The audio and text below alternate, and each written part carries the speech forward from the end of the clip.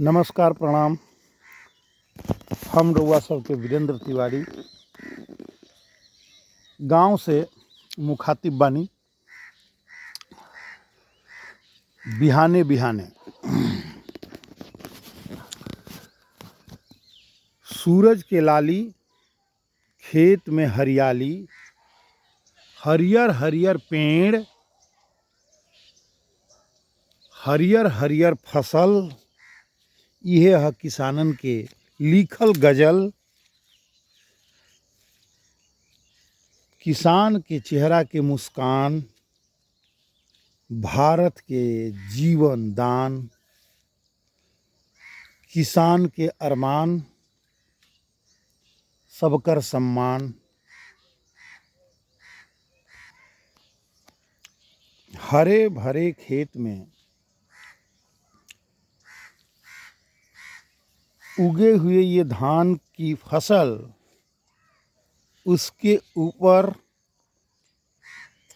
लगी हुई ओस की बूंदें लगती हैं जैसे हो कोई गजल।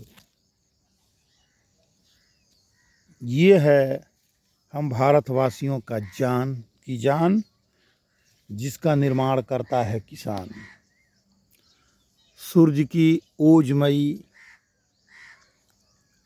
गर्माहट भरी ये धूप, जिसमें निखरता है वनस्पतियों का रूप।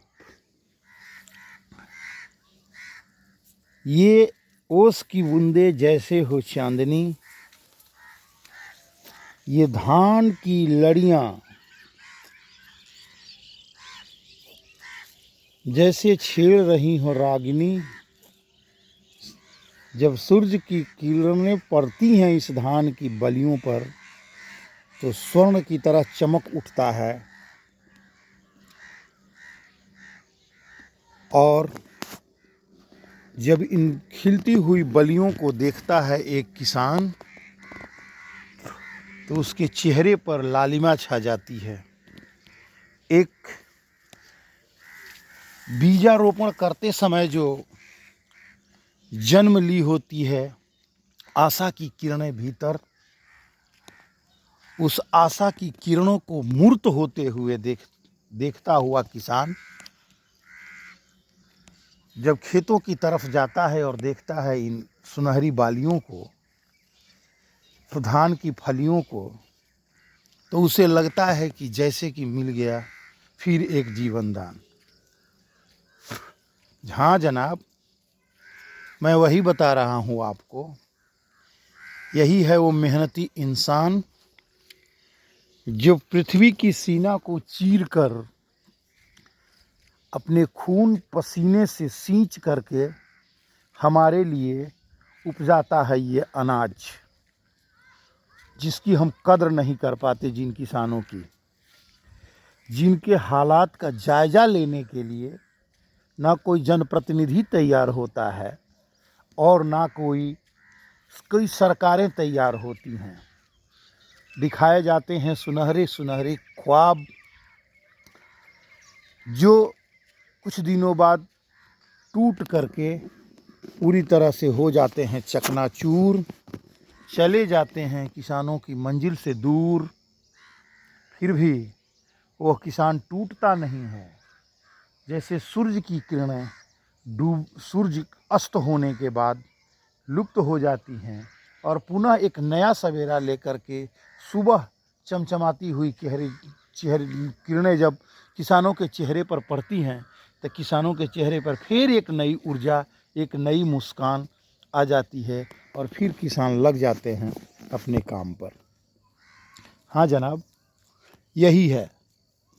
ये हरियाली उन मजबूत हाथों की, उस मजबूत कलेजों की देन है, जिसके कर्म फल हम सभी भारतवासियों को मिलता है, जो हमारे रगों में खून बन के दौड़ता है, हमारे शरीर को पोषण देता है। जी जनाब, यही है वो धान की फसलें।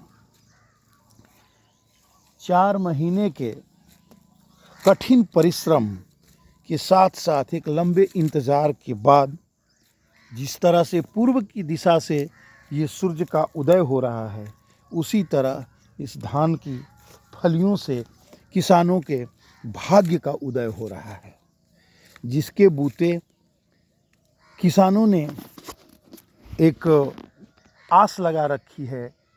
इसी धान के बूते, इसी फलियों के बूते, इसी सुनहरी फसलों के बूते किसी को बेटे को बाहर भेजना है पढ़ाने के लिए, किसी को बेटी की शादी करनी है, किसी को दवा कराना है, किसी को इलाज कराना है, सब कुछ इसी फसल के सहारे एक किसान जो दौड़ता रहता है, 4 महीने के अथक परिश्रम के बाद बिन बैठे, बिना विश्राम किए हुए कार्य का ये प्रतिफल है जो आप देख रहे हैं।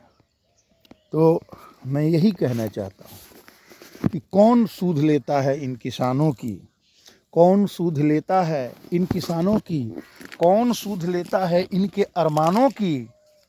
इनका तो हस्र हर रोज वही होता है, जब गला घुट जाता है इनके हर अरमानों की। तो किसानों का यही जीवन है और उन्हीं का ये देन है। आज मैं अपने गांव से मुखातिब हूँ। कितना अच्छा लग रहा है इन फलियों को देख करके।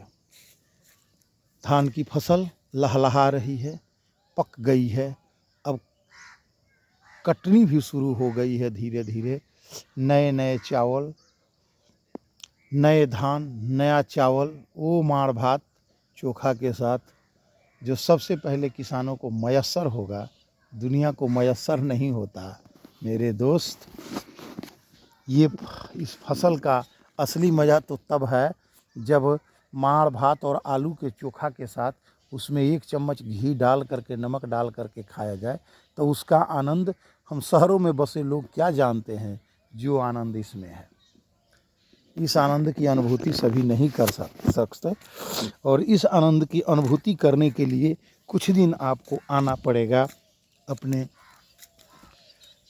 गाँव की तरफ लौटना पड़ेगा और गाँव में जा कर के रह कर के उस ज़िंदगी को बहुत नज़दीक से निहारना पड़ेगा। तब आपको पता चलेगा कि ये जीवन क्या है, निर्झर है, मस्ती ही इसका पानी है, सुख दुख दोनों तीरों पर चल रहा राह मनमानी है। यही है, यही जीवन है। धन्यवाद।